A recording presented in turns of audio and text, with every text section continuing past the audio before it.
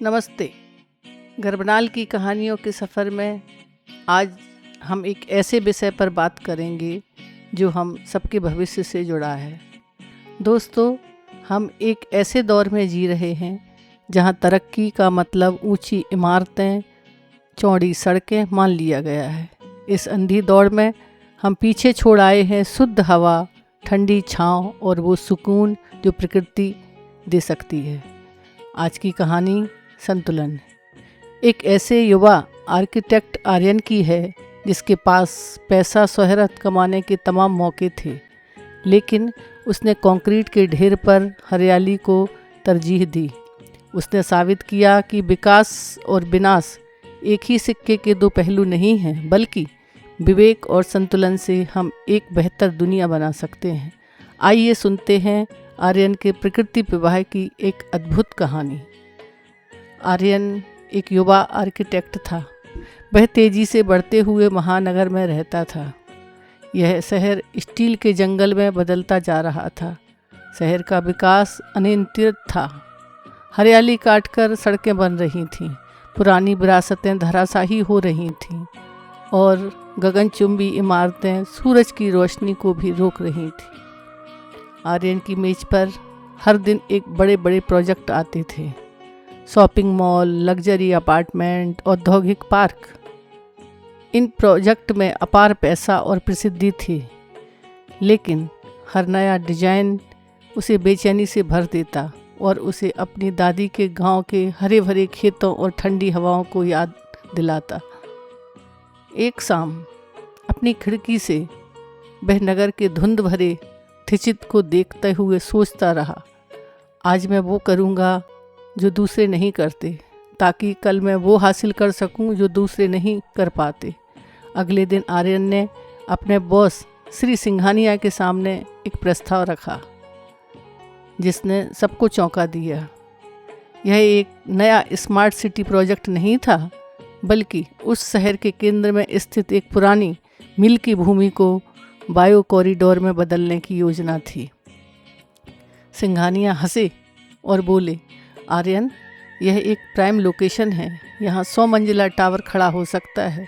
तुम कंक्रीट की जगह घास लगाना चाहते हो। सभी आर्किटेक्ट इसी तरह सोचते थे, अधिक ऊंचाई, अधिक घनत्व, अधिक लाभ। आर्यन ने समझाया, सर, इस शहर में हरियाली प्रति व्यक्ति बहुत कम हो गई है।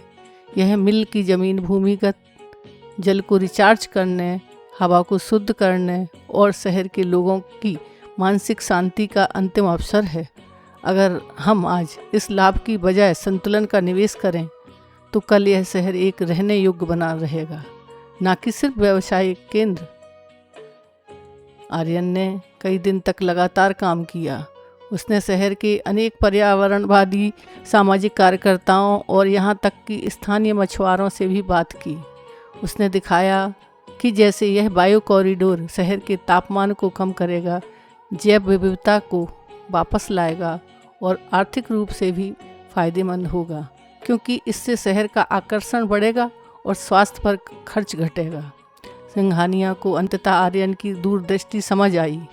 उसने आर्यन को 5 एकड़ जमीन, मिल की ज़मीन को इको पार्क में बदलने की अनुमति दी, लेकिन चेतावनी दी कि अगर यह मॉडल विफल रहा तो उसका करियर खत्म हो जाएगा।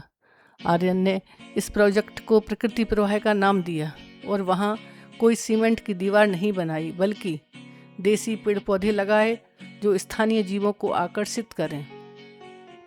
एक प्राकृतिक जल शुद्धिकरण प्रणाली डिजाइन की, जहाँ शहर का थोड़ा गंदा पानी जैविक रूप से साफ होकर एक झील में मिल रहा था।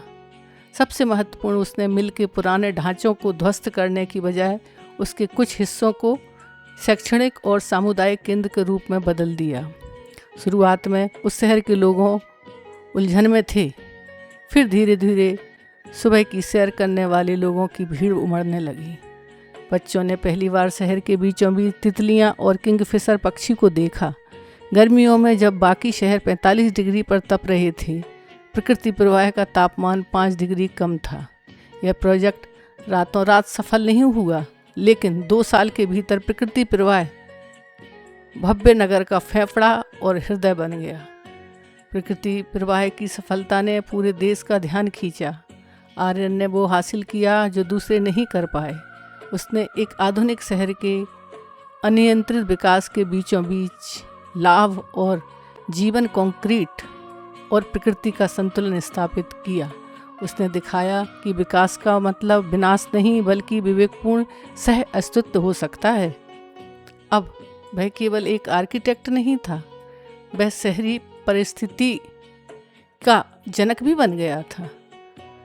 उसे पता था कि उसने जो किया वह मुश्किल था, भीड़ से अलग सोचने और खड़े होने का साहस, लेकिन इसी कठिन चुनाव ने कल को बेहतर परिणाम में बदला। यह कहानी हमें सिखाती है कि नियंत्रित विकास के दौर में संतुलन कायम रखने का एकमात्र तरीका है अल्पकालिक लाभ का त्याग कर दीर्घकालिक कल्याण पर ध्यान केंद्रित करना। इसके लिए हमें वो करना होगा जो दूसरे नहीं करते, यानी पर्यावरण और मानवता को अपने डिजाइन और निर्णयों को केंद्र में रखना होगा। Thank you.